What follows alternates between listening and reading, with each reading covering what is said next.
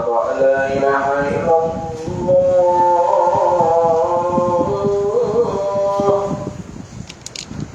أشهد أن لا إله إلا الله أشهد أن محمدا رسول الله أشهد أن محمدا رسول الله حي على الصلاة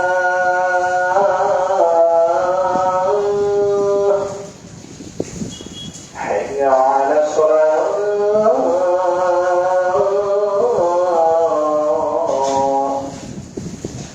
حي على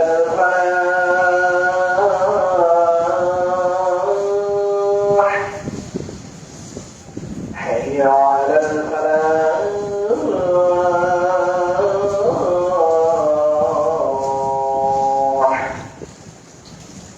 الله أكبر الله أكبر لا إله إلا الله.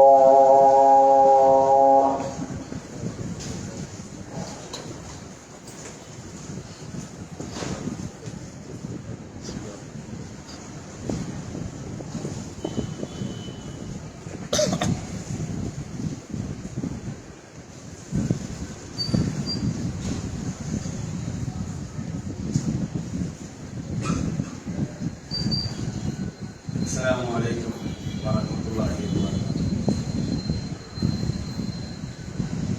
الحمد لله رب العالمين نحمده ونستعينه ونستغفره ونؤمن به ونتوكل عليه ونعوذ بالله من شرور أنفسنا ومن سيئات أعمالنا من يهده الله فلا مضل له ومن يضلل فلا هادي له أشهد أن لا إله إلا الله وحده لا شريك له وأشهد أن محمدا عبده ورسوله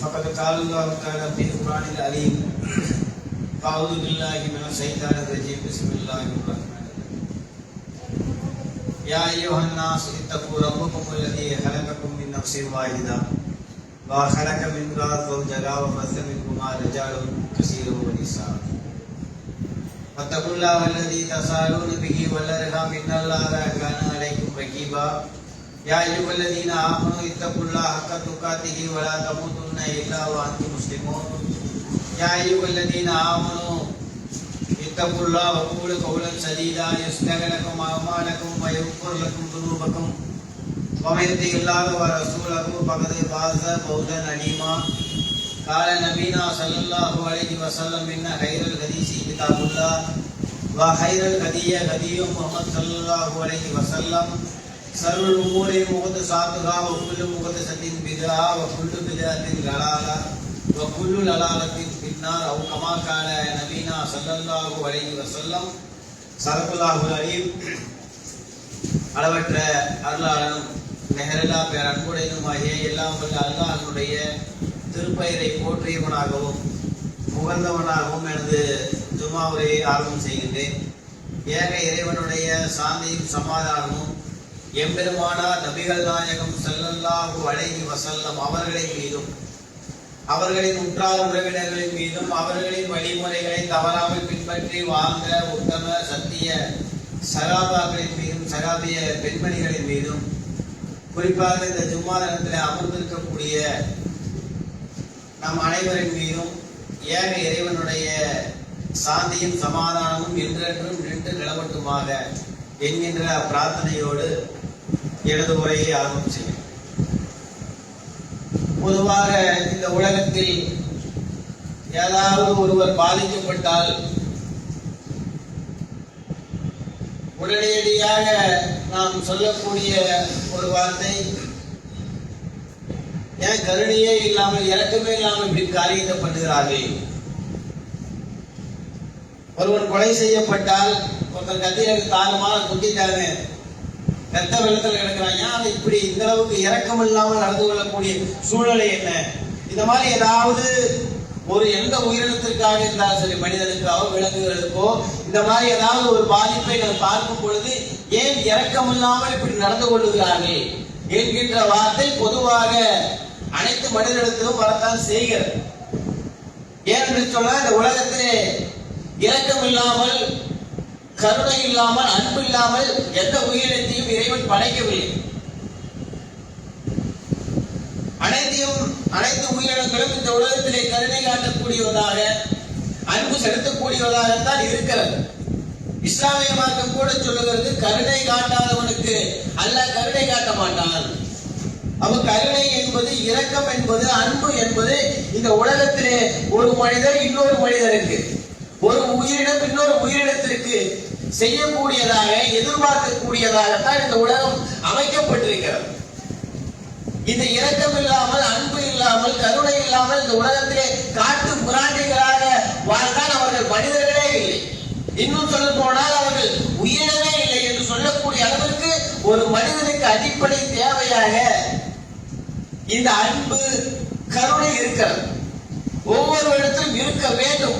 அதைத்தான் இஸ்லாமிய மார்க்கம் போதிக்கிறது. நீங்கள் காட்டு புராண்டிகளாக, இரக்கமற்றவர்களாக, கொடூரர்களாக இருந்து விடாதீர்கள். நீங்கள் ஒரு உயிரினத்தின் மீது அன்பு செலுத்துங்கள், அவர்கள் மீது நீங்கள் இரக்கம் காட்டுங்கள்.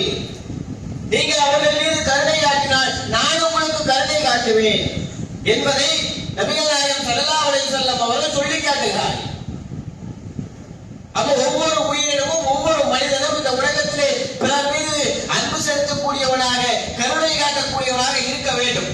நபிகள் நாயகம் ஸல்லல்லாஹு அலைஹி வஸல்லம் அவர்கள் கருணையிலே மிகைத்தவராக இருந்தார்கள். அவரை பற்றி அல்லாஹ் திருமறை குர்ஆனிலே சொல்லும் பொழுது கூட சொல்லுகிறான், அல்லாஹ்வுடைய அருள் காரணமாக, கருணையின் காரணமாக நீங்கள் நளினமாக நடந்து கொள்கிறீர்கள், ரொம்ப இரக்கமுடையவராக இருக்கிறீர்கள், ரொம்ப அன்பானவராக இருக்கிறீர்கள் என்று திருமறை குர்ஆன் நபிகள் நாயகம் ஸல்லல்லாஹு அலைஹி வஸல்லம் அவர்களுக்கு சர்டிபிகேட் தருகிறது. அதே போலதான் நபிகள் நாயகம் ஸல்லல்லாஹு அலைஹி வஸல்லம் உடைய அந்த வாழ்க்கை வரலாறுகளை எடுத்து பார்த்தால் மன்னிப்பதிலும், அன்பு செலுத்துவதிலும், கருணை காட்டுவதிலும் நபிகள் நாயகம் ஸல்லல்லாஹு அலைஹி வஸல்லம் அவர்கள் முதன்மையாக இருந்தார்கள். புனையின் போரில் பிடிக்கப்பட்ட அந்த கைதிகளை எல்லாம் கொண்டு வரப்படுகிறார்கள். மறுநாள் பார்த்தால் அவர்கள் எல்லாம் நபிகள் நாயகம் ஸல்லல்லாஹு அலைஹி வஸல்லம் உடைய கருணையை கொண்டு அவர்கள் விடுவிக்கப்பட்டு வீதியிலே உலாவது கொண்டிருக்கிறார்கள். ஒரு போர்க்களத்திலே பிடிபட்ட கைதிகளை, பெண்களை அடிமைப்படுத்த அவர்களை சீரழிக்காமல் நபிகள் நாயகம் ஸல்லல்லாஹு அலைஹி வஸல்லம் அவருடைய கருணை கொண்டு விடுவிக்கிறார்கள், சுதந்திரமாக இருக்க சொல்லுகிறார்கள். அப்ப எந்த அளவுக்கு என்று பாருங்கள். நபிகள் நாயகம் ஸல்லல்லாஹு அலைஹி வஸல்லம் அவர்களை கொல்ல ஒருவர் வருகிறார். நஜ்து போரை முடித்துவிட்டு நபிகள் நாயகம் ஸல்லல்லாஹு அலைஹி வஸல்லம் அவர்களும் அவருடைய தோழர்களும் வந்து கொண்டிருக்கிறார்கள். ஒரு கட்டத்திலே அந்த வெயிலுடைய தாக்கம் தாங்க முடியாமல் ஒரு மரத்தினுடைய நிழலிலே அமர்கிறார்கள். சஹாபாக்கள் தூரத்தில் இருக்கிறார்கள். அந்த வழியாக வந்த ஒரு யூதர், ஒரு கிராமவாசி நபிகளாருடைய அந்த வாளை எடுத்து நபிகளாருடைய களத்திற்கு முன்னால் நீட்டிக் கொண்டிருக்கிறார். விழித்து பார்த்தால் எதிரி கையில வாளோடு இருக்கிறார். உங்களை யார் காப்பாற்றுவார்? அல்லாஹ் காப்பாற்றுவார் என்று நபிகள் நாயகம் ஸல்லல்லாஹு அலைஹி வஸல்லம் அவர்கள் பதில் சொல்லி அவருடைய தடுமாற்றத்தின் காரணமாக நபிகளாரிடத்திலே அந்த வாள் வருகிறதை கைப்பற்றுகிறார்கள். அடுத்த வினாடி அவனை கொல்லவில்லை, கொல்ல வந்தவரையே அல்லாஹ்வுடைய தூதர் தன்னுடைய கருணையினால் அவரை விடுவிக்கிறார்கள், மன்னித்து விடுகிறார்கள். இது போன்ற ஏராளமான சம்பவங்கள் நபிகள் நாயகம் ஸல்லல்லாஹு அலைஹி வஸல்லம் அவர்கள் தன்னுடைய பேர பிள்ளை ஹஸன் இப்னு அலியை அவர்களை எடுத்து முத்தமிட்டு கொஞ்சிக் கொண்டிருக்கிறார்கள். அதை பார்த்து இன்னொரு கிராமவாசி நபித்தோழர் சொல்லுகிறார், அல்லாஹ்வுடைய தூதரே, நீங்கள் குழந்தைகளுக்கு முத்தமெல்லாம் விடுவீர்களா? நான் 10 பிள்ளையை பெற்று வச்சிருக்கிறேன், நான் யாருமே கொஞ்சது இல்லையே, முத்தமிட்டதில்லை என்று சொல்லுகிறார்கள். அதற்கு நபிகள் நாயகம் ஸல்லல்லாஹு அலைஹி வஸல்லம் அவர்கள் சொல்லுகிறார்கள், உங்களுடைய உள்ளத்திலிருந்து அல்லாஹ் அன்பை எடுத்து விட்டால் நான் என்ன செய்வது? அப்போ ஒரு தன்னுடைய பிள்ளையை, பெற்றெடுத்த பிள்ளையை கொஞ்சுவதிலே கூட நீங்கள் அன்பு செலுத்த வேண்டும் என்று நபிகள் நாயகம் ஸல்லல்லாஹு அலைஹி வஸல்லம் அவர்கள் சொல்லுகிறார்கள். அப்ப இந்த அளவுக்கு அன்பு செலுத்துவதிலே,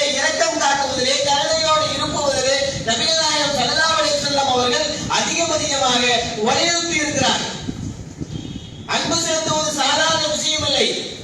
நீங்கள் கருணையாக நடந்து கொள்வது ஒரு தர்மமாகும் என்றார்கள் நபிகள் நாயகம். நீங்க சம்பந்தமே இல்லாமல் ஒருவரிடத்தில் இரக்கம் காட்டுகிறீர்கள், கருணை காட்டுகிறீர்கள், அன்பு செலுத்துகிறீர்கள், இது ஒரு தர்மம் என்றார்கள் நபிகள் நாயகம் ஸல்லல்லாஹு அலைஹி வஸல்லம். தெரிந்தவர்களுக்கு மட்டும்தான், பெற்றெடுத்த பிள்ளைகளிடத்திலே மட்டும்தான் அன்பு செலுத்த வேண்டும் என்கின்ற நிலை இல்லை. யாரிடத்திலே எல்லாம் நீங்கள் முகம் தெரியாது யாராவது ஒருவரிடத்திலே அவருடைய பசியின் காரணமாக, அவருடைய வேதனையின் காரணமாக அவர் மீது கருணை கொண்டு நீங்கள் உதவி செய்கிறீர்களோ அது தர்மம் என்றார்கள் நபிகள் நாயகம். அந்த கருணை எல்லாம் ஏற்றுக்கொள்கிறார். சிந்தித்து பாருங்கள், இன்றைக்கு கருணை இல்லாமல் மனிதன் நிலை மாறுவதற்கு எத்தனையோ விதமான விஷயங்கள். மது குடிக்கின்றார், இது போன்ற ஏராளமான போதை வஸ்துக்களை பயன்படுத்துகிறார். அவரால் இன்றைக்கு அன்பு செலுத்துவதிலே குறைபாடு, கருணை செலுத்துவதிலே குறைபாடு, இரக்கம் காட்டுவதிலே குறைபாடு, அடுத்தவரிடத்திலே அத்துமீறுகிறார், கொலை செய்கிறார், அடுத்தவர்களை துன்புறுத்துகிறார். இதெல்லாம் இஸ்லாமிய மார்க்கம் வேறு இருக்கிறது. இது போன்ற செயல்களில் ஈடுபடவே கூடாது என்று இஸ்லாமிய மார்க்கம் தடை விதிக்கிறது. இதையெல்லாம் உணர்ந்து வைத்திருக்கின்றோம். அதே போல ஒரு விபச்சாரி ஒரு நாய்க்கு நீர் முகட்டினார். என்னதை செய்தார்? அதுபோல ஒரு விபச்சாரி தாகத்திற்காக ஒரு கிணற்றிலே நீர் அருந்துகிறார். ஒரு நாய் அந்த வழியாக வருகிறது, தாகம் தாங்க முடியாமல் துடிக்கிறது. இதை பார்த்த அந்த பெண்மணி அந்த நாய்க்கு நீர் புகட்டினார். நாய்க்கு கருணை காட்டியதால் அந்த விபச்சாரிக்கு சோளத்தை அல்லாஹ் வழங்குகிறார். அப்ப அல்லாஹ் எவ்வளவு பெரிய கருணையாளர் என்று பார்த்துக் கொள்ளுது. அதே போல ஒரு நல்ல பெண்மணி ஒரு பூனையை கட்டி போட்டு வைத்திருக்கிறார். அது பசியால் மரணித்து விடுகிறது, செத்து போயிடுச்சு. அதனால் அவளுக்கு நரகம் கிடைக்கிறது. நபிகள் நாயகம் ஸல்லல்லாஹு அலைஹி வஸல்லம் அவர்கள் நரகத்தினுடைய அந்த காட்சிகளை பார்க்கும் பொழுது ஒரு பெண்மணியை ஒரு பூனை பிராண்டிக் கொண்டே இருக்கிறது நரகத்திலே. என்னப்பா அந்த பெண்மணி பண்ணினார் என்று நபிகள் கேட்கிறார்கள். இந்த உலகத்திலே ஒரு பூனையை கட்டி போட்டு சாப்பாடு கொடுக்கல, அதை அறுத்து விடல, அதனால் அது இறந்து விட்டது, இந்த வேதனையை அனுபவித்துக் கொண்டிருக்கிறார். அவர் இரக்கம் காட்டவில்லை என்றால் அவர் நாளை நரகத்திலே இருப்பார். இரக்கம் காட்டினால் அவர் எப்பேற்பட்ட பாவியாக இருந்தாலும் அல்லாஹ்வுடைய இரக்கத்தை கொண்டு அவன் சூழத்துக்கு செல்ல முடியும். அப்போ ஒரு சாதாரண விஷயம் அல்ல இரக்கம் என்பது. நபிகள் நாயகம் ஸல்லல்லாஹு அலைஹி வஸல்லம் அவருடைய வாழ்க்கையிலே ஏராளமான செய்திகள் இப்படி இரக்க கொடுத்தே தங்களுடைய வாழ்க்கை அப்படியே அர்ப்பணித்தார். திருமலை குர்ஆன் சொல்கிறது, நீங்கள் தொழுங்கள், தர்மம் செய்யுங்கள், அல்லாஹ்வுடைய தூதருக்கு கீழ்ப்படியுங்கள், நீங்கள் கருணை காட்டப்படுவீர்கள். திருமலை குர்ஆனுடைய அந்த வசனங்களை எல்லாம் எடுத்து பாருங்கள். அருள் என்ற வார்த்தை கருணை என்ற வார்த்தையோடு இன்றைக்கு சார்ந்திருக்கிறது. அல்லாஹ்வுடைய அருள் என்ற வார்த்தையிலும் கருணை சார்ந்துதான் இருக்கிறது. அதெல்லாம் எடுத்து பாருங்க. அருள் என்ற வார்த்தைகள் எல்லாம் கருணையாக இருக்கிறது. நீங்க தொழுங்க, தர்மம் செய்யுங்கள், தூதருக்கு கீழ்ப்படியுங்கள், நான் உங்களுக்கு கருணை காட்டுகிறேன். அப்ப வெறுமனே இந்த உலகத்தில் நாம் தொழுதால், தர்மம் செய்து விட்டால், அமல்களை செய்து விட்டால் சுவனத்திற்கு சென்று விடலாம் என்று நினைத்தால் அது மிகப்பெரிய முட்டாள்,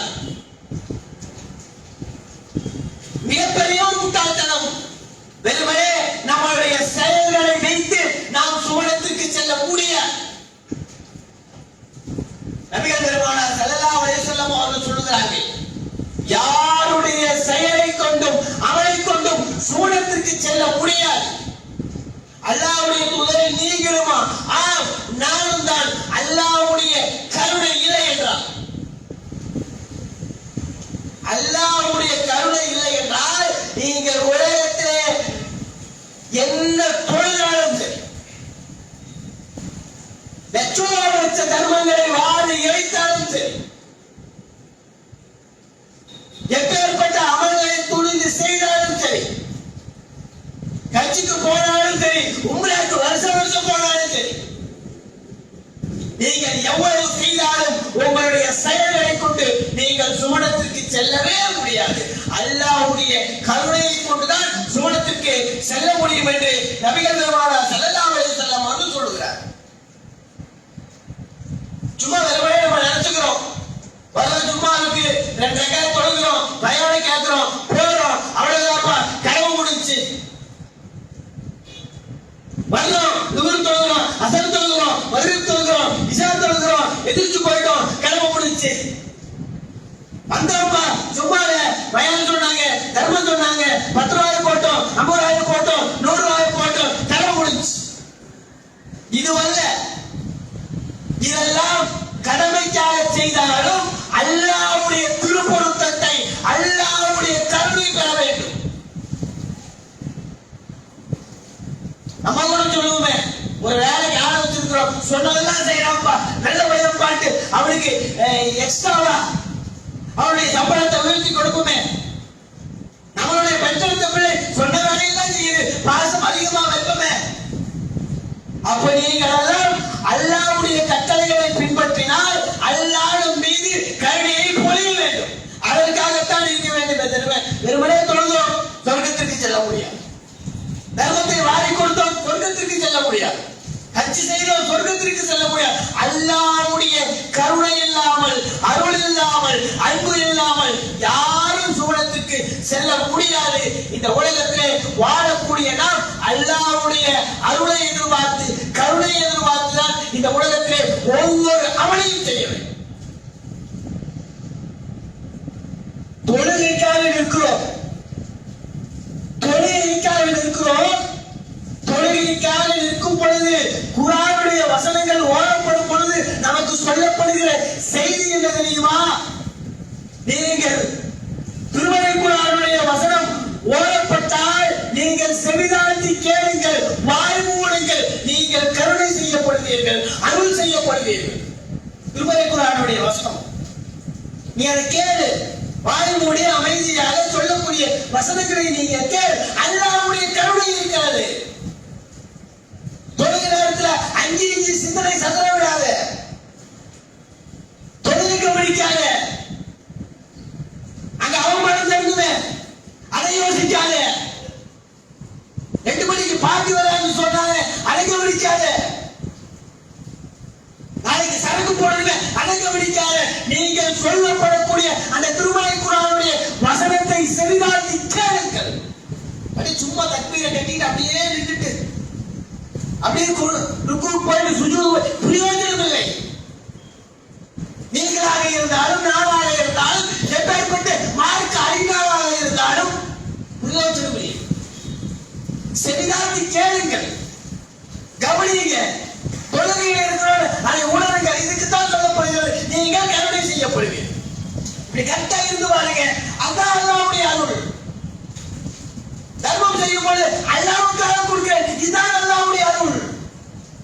ஒரு காரியத்தை, ஒரு அமலை செய்கிறேன், அல்லாஹ்வுக்காக செய்கிறேன். நாளை இறைவனுடைய பார்வை என் மீது பட வேண்டும், அவனுடைய அன்பு என் மீது விழ வேண்டும், அவன் எனக்கு இரக்கம் காட்ட வேண்டும். அந்த இரக்கத்தை கொண்டுதான் சுவனத்திற்கு செல்ல முடியுமே தவிர இது எதுவாரும் முடியாது. இந்த உலகத்திலே 100 பகுதியாக இறைவன் ஒரு 100 பகுதியாக அன்பை, இரக்கத்தை பிரித்து அதிலே ஒரு பகுதியை மனிதர்கள் மீதும் விலங்குகள் மீதும் வைத்திருக்கிறார். உயிரினங்கள் மீது, சின்ன எந்த பூச்சி, புழு எதுவா இருக்கட்டும், 100 பகுதி அன்பை எடுத்து, இரக்கத்தை எடுத்து ஒரு பகுதியை மட்டும் இந்த உலகத்துக்கு கொடுத்திருக்கிறாங்க. நபிகள் நாயகம் ஸல்லல்லாஹு அலைஹி வஸல்லம் அவர்கள் கேட்கிறார்கள், ஒரு சம்பவத்தை முன்னிறுத்தி சொல்லுகிறார்கள். மனிதனுடைய அன்பை முன்னிறுத்தி, இறைவனுடைய அன்பை முன்னிறுத்தி சொல்லுகிறார்கள்.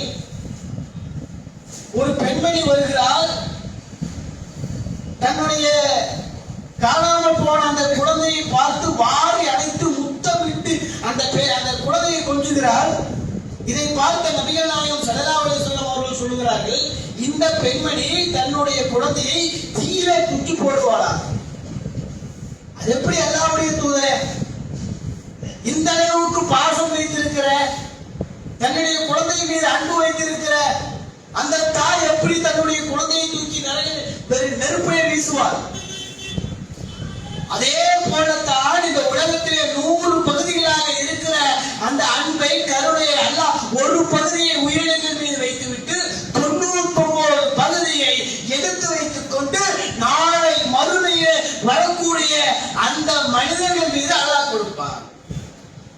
சிந்திச்சு பாருங்க, 1% இங்க நம்ம காட்டக்கூடிய அன்பு, வேதியன் தன்னுடைய பிள்ளைகள் மீது காட்டக்கூடிய அன்பு, இதையெல்லாம் 1% என்றால் சிந்திச்சு பார்த்துங்க. நம்ம பெத்த குழந்தை மீது வைத்திருக்கக்கூடிய அன்பு 1% என்றால் 99% பகுதி அன்பு எப்படி இருக்குன்னு நினைச்சு பாருங்க. அது நாளை மறுமைக்காக, என்னுடைய மனிதர்களுக்காக, என்னுடைய படைப்பினங்களுக்காக எடுத்து வைத்திருப்பதாக நபிகள் நாயகம் ஸல்லல்லாஹு அலைஹி வஸல்லம் அவர்கள் இறைவனை பற்றி சொல்கிறார்.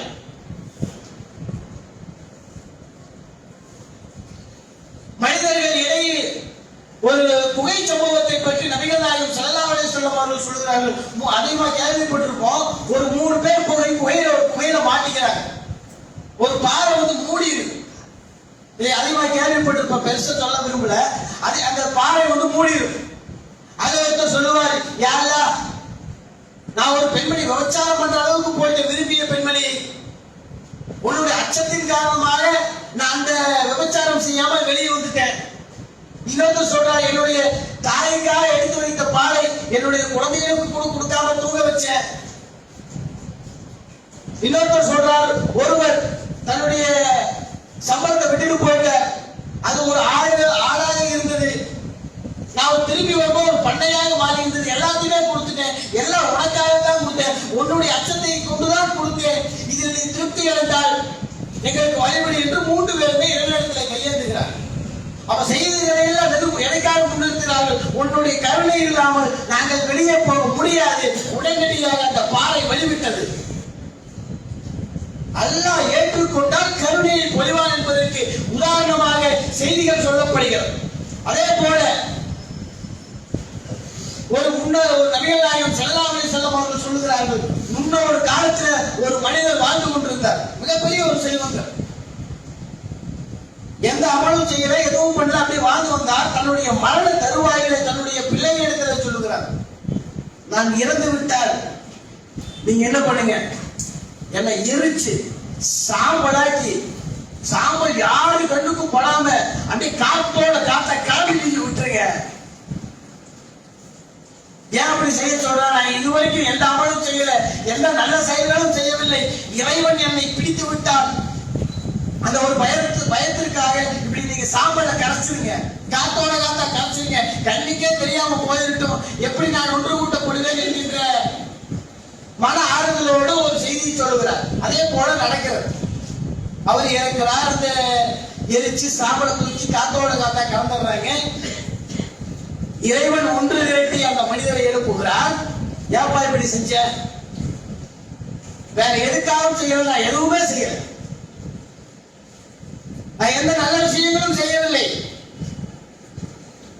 நாளை நான் எழுப்பப்பட்டு நரகத்திற்கு செல்வதற்கு பதிலாக காத்தோட காத்தா கரைஞ்சிச்சுன்னா ஒன்றும் பண்ண முடியாது என்பதற்காகத்தான் செய்தேன் என்று அவர் இறைவனிடத்தில் முறையிடுகிறார். அவருக்கு அல்லாஹ் சுவனத்தை பரிசாக கொடுக்கிறார். கருணை பாருங்க. வாழ்ந்தா தன்னுடைய வாழ்க்கை உள்ள அமல் செய்யல, எதுவும் செய்யல, நல்லது செய்யல, எதுவுமே பண்ணல. கடைசியே இறைவனை பெய்து விட்டார். சிக்கிட்டா என்ன பண்ணது? நரக நெருப்புக்கு பயந்தார். இறைவனை அஞ்சினார். 99% கருணையை இறைவன் அங்க காட்டுகிறார். எடுத்து அப்படியே சொர்க்கத்திற்கு போங்க போன்ற ஏராளமான சம்பவங்கள் நபிகள் நாயகம் ஸல்லல்லாஹு அலைஹி வஸல்லம் அவர்கள் இறைவனுடைய அந்த கருணையை பற்றி சொல்லிக்கொண்டே வருகிறார். நரக நெருப்புல நரகவாசிகள் சோழவாசிகள் என்று தனி பிரிவாக பிரிக்கப்பட்டு விட்டு சொர்க்கத்துக்கு போனவங்க சொர்க்கத்துக்கு போயிடுவாங்க. இந்த உலகத்திலே யாரெல்லாம் அமல்கள் அல்லாஹ்வுக்காக செய்தார்களோ, தொழுகை அல்லாஹ்வுக்காக தொழுதார்களோ, தர்மத்தை அல்லாஹ்வுக்காக செய்தார்களோ, இன்னொரு அமல்களை அல்லாஹ்வுக்காக செய்தார்களோ, அல்லாஹ்வுடைய கருணை யார் மீதெல்லாம் இந்த உலகத்தில் விழுந்ததோ, யார் மீதெல்லாம் அல்லாஹ்வுடைய கருணை பார்வை பட்டதோ, அவர்கள் எல்லாம் பல கேள்வி கணக்குகளுக்கு பிறகு சொர்க்கத்துக்கு போயிடுவார். யாரெல்லாம் இந்த உலகத்தில் இறைவனை பயப்படாமல், தூதருக்கு கீழ்ப்படியாமல், தொழுகையை புறக்கணித்தவர்களாக, தர்மத்தை புறக்கணித்தவர்களாக, இன்னொரு அமல்களை புறக்கணித்தவர்களாக, இந்த உலகத்தில் பாவம் செய்தவர்களாக, பண்பாட்டை இழந்து மறந்த மனிதர்களாக இருந்தவர்கள் அனைவரும் நரகத்துக்கு சென்றிருப்பார்.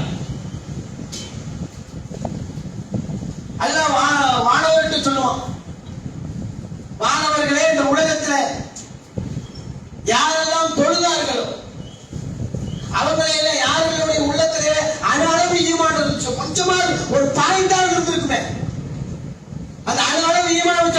செஞ்சிருப்பானே. அதனால யாருடைய உள்ளத்தில் அணுவளவு ஈமான் இருந்ததோ அவர்களை எல்லாம் நரகத்திலே இருந்து வெளியே ஏற்றி விடுங்கள் என்று இறைவன் சொல்லுவார். நரகத்தில் இழப்பார்கள். அப்ப நரக நெருப்பிற்கு அல்ல ஒரு கட்டளையிட்டு இருப்பார். யாரெல்லாம் இந்த உலகத்திலே ஐவேளை தொழுதார்களோ, எப்படி தொழுதாலும் சரி, யாரெல்லாம் இந்த உலகத்தில் ஐவேளை தொழுதார்களோ அவர்களுடைய அந்த நெத்தி கை கால் முட்டிதெல்லாம் நரக நெருப்பு தீண்டாம படிச்சுட்டு இருக்கும். எல்லா பக்கம் எரிஞ்சு சாம்பலாயிட்டு இருக்கும். இந்த தொழுது கை வச்சு தொழுதிருக்கும், சுஜூது செய்திருக்கும், அந்த இடங்கள் எல்லாம் நரக நெருப்பு தீண்டக்கூடாது என்று அதான் கட்டளையிட்டு இருப்பார். அங்கெல்லாம் நெருப்பு படவே படாது. அப்ப இந்த இடத்தை வைத்து இவர்கள் தொழுதார்கள், இவர்களுடைய உள்ளத்தில் அந்த அளவு ஈமான் இருக்கிறது என்று அந்த மலக்குமார்கள் அவர்களை நரகத்திலே இருந்து வெளியேற்றி போடுவார். அவர்கள் புத்துயிர் பெற்று சூழத்திற்கு செல்வார். இப்படி கொஞ்சம் பேர் போயிடுவாங்களா? அப்போ அல்லாஹ்வுடைய அந்த இரக்கம் கருணை ஏன் இன்னும் நரகத்தில் கிடக்கிறாங்க? அல்லாஹ்வால் தாங்க முடியும். அந்த அளவுக்கு இரக்க குணமுடையவன் அல்லாஹ். மீண்டும் தன்னுடைய அந்த சொர்க்கவாசிகிட்ட கேட்பாங்க, ஏப்பா இத்தனை பேர் நரகத்தில் இருக்கிறாங்களே, இவங்களுக்கு யாராவது நீங்க சிபாரிசு பண்றீங்களா? அவங்களும் பண்ணுவாங்க. இவங்க எல்லாம் கூட தொழுவங்க, நோம்பு வச்சவங்க, அமல் செஞ்சவங்க யாரும் இவங்களை எல்லாம் வெளியேற்று. அப்ப கூட அவங்க கத்த புள்ள அதெல்லாம் ஞாபகத்துக்கு வராது. தொழுதாங்க, நோம்பு வச்சாங்க, என் கூட சுத்துனாங்க, என் கூட இருந்தாங்க, என்னுடைய சகோதரர்கள், என் கொள்கையில பார்த்தோம், ஹஜ்ல பார்த்தோம், உம்ரால பார்த்தோம், இந்த மாதிரி தான் செய்திகள் வருமே தவிர நான் பெத்த புள்ள, இவன் என்னுடைய புள்ள, என்னுடைய பேரை அதெல்லாம் வராது. அவர்கள் சொல்லுவார்கள், இவர்கள் எங்களோடு தொழுதார்கள், நோன்பு வைத்தார்கள், அமல் செய்தார்கள், இவர்கள் எங்களோடு சகோதரர்கள், இவங்களை எல்லாம் யாரெல்லாம் வெளியேற்றுறேன் அல்ல எல்லாத்தையும் தூக்கி வெளியே போடும் நரகத்துல. இப்படி யாரெல்லாம் எவ்வளவு முடியுமோ அல்லாஹ் தன்னுடைய கருணையை கொண்டு எல்லாத்தையும் வெளியெடுத்து போட்டுருவான். அதுல ஒருத்தர் நரக நெருப்புள்ள அப்படி நரக நெருப்புடைய அந்த விடுபட உட்கார்ந்து இப்படி மூஞ்சி இப்படி இருக்கும். ஃபுல்லா நரக நெருப்புடைய தாக்கம் தாங்க முடியாமல் முகத்திலே மிகப்பெரிய அனலோடு அப்படியே இருப்பார். அல்லாஹ் கோரிக்கை வைப்பார், யாரெல்லாம் என் மூஞ்சி மட்டும் திருப்பிட, இந்த நரக நெருப்பு என்னை அப்படியே ஜுவாலை முகத்தை எரித்து கொண்டிருக்கிறது, என்னால தாங்க முடியல, அந்த முகத்தை மட்டும் அப்படி திருப்பி வச்சு சொர்க்கத்தை நோக்கி திருப்பி வேற எதுவும் கேட்க மாட்டேன். அல்லாஹ் சொல்றான், அப்பா அதை பண்ணிட்ட வேற எதுவும் கேட்க கூடாது, ஐயோ வேற எதுவுமே கேட்க மாட்டேன், இந்த ஜுவாலை என்னுடைய முகத்தை எரித்துக் கொண்டிருக்கிறது. உடனடியாக அல்லாஹ் அந்த கோரிக்கையை ஏற்று அவருடைய முகத்தை சூழத்தின் பக்கம் திருப்பிடுவான். அங்க பார்த்தா அப்படியே மிகப்பெரிய நிழல் தரக்கூடிய மரங்கள் எல்லாம் இருக்கும். அதை பார்த்து அந்த நரகத்தினுடைய விளிம்புல இருந்தவர், யாரெல்லாம் அந்த மரத்துக்கு அடியில் மட்டும் உட்கார வச்சுட்டேன், வேற எதையும் கேட்க மாட்டேன், இப்பதானே சொன்னேன் வேற எதையும் கேட்க மாட்டேன். ஆமா சொன்னேன், ஆதமுடைய மகனே உனக்கு கேடுதான். நம்ம ஒரு விளையாட்டுக்கா கிண்டலா மகிழ்ச்சியோட திட்டவும் இல்லை, அந்த மாதிரி தோல்வியில் தான் செய்திகள் வருகிறது. ஒரு கிண்டலா ஒரு கேடியாக உனக்கு கேடுதான், இப்பதானே சொன்னேன் எதையும் கேட்க மாட்டேன். ஆமா இல்ல நான் எதையும் கேட்க மாட்டேன், அந்த மரத்தடியில மட்டும் உட்கார வச்சேன். சரி அந்த மரத்தடியில கொண்டு எல்லாம் உட்கார வச்சோம். அங்கிருந்து பார்த்தா சூழ வாசல் தெரியும், அவனால தாங்க முடியல. சரி மறுபடியும் கேட்டுவோமே, யாரெல்லாம் என்ன சொர்க்கத்தினுடைய வாசல் வரைக்கும் கொண்டு போய் விட்டுறேன்.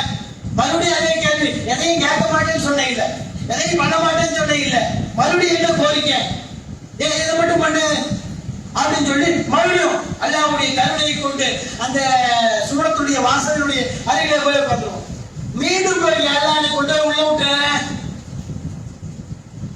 இதை அல்லாஹ்வே சிரிப்பதாக நபிகள் நாயகம் ஸல்லல்லாஹு அலைஹி வஸல்லம் அவர்கள் சொல்லிவிட்டு கடவாய்ப்பது தெரியும் வரைக்கும் நபிகள் நாயகம் ஸல்லல்லாஹு அலைஹி வஸல்லம் அவர்கள் சிரித்துக் கொண்டே இந்த செய்தியை சொல்லுகிறார்.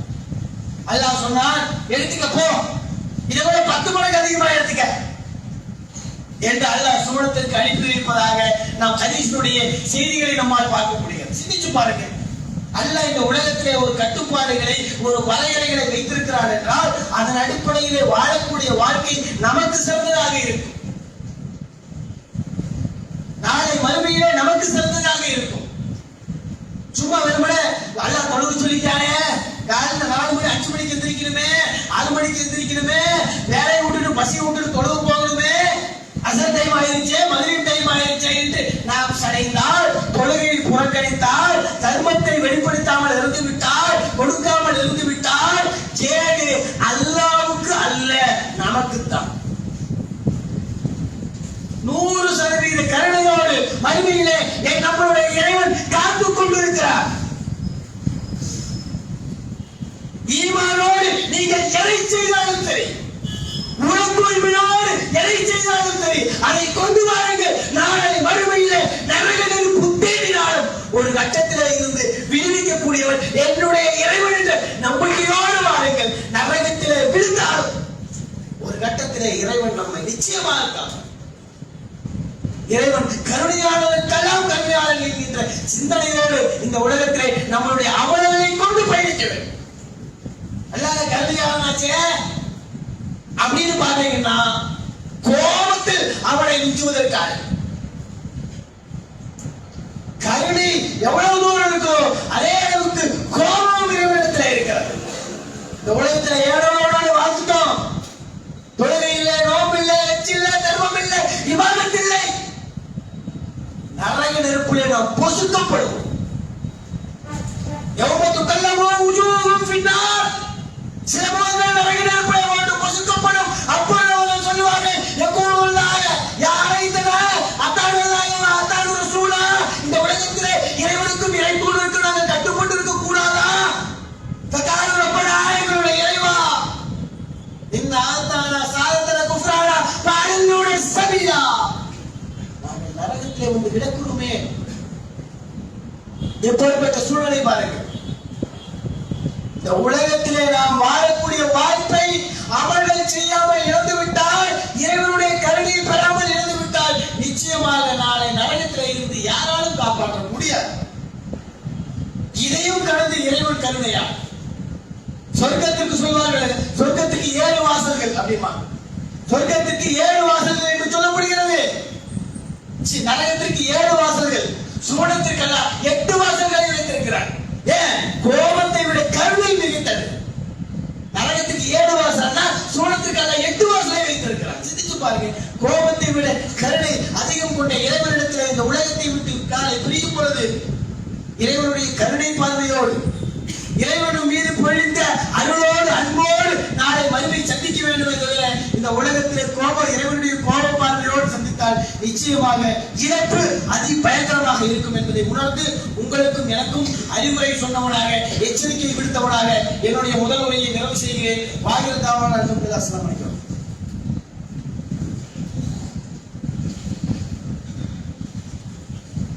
அஸ்ஸலாமு அலைக்கும் வரஹ்மத்துல்லாஹி வபரகாத்துஹு. வந்திருக்கக்கூடிய அனைவரும் ஜும்மா தொழுகை முடிஞ்சதும் கொஞ்சம் கருணை காட்டுங்க.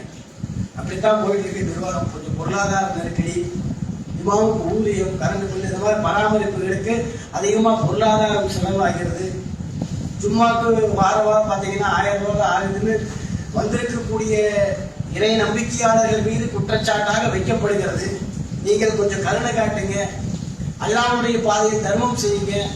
நாளை மறுமையிலே வெற்றி பெறுவதற்கு இறைவன் இதை கொண்டாவது மீது கருணை மழை பொழியட்டும் என்கின்ற இறைவனுடைய கருணை பெறுவதற்காக உங்களுடைய கருணை எதிர்பார்த்து இந்த வார ஜும்மா வசூல் இருக்கிறது என்பதை உணர்ந்து அதிகமாக தர்மம் செய்யுங்கள் என்று கூறி என்னுடைய ஜும்மா உரையை நிறைவு செய்கிறேன். வாயுத்தான அஸ்ஸலாமு அலைக்கும்.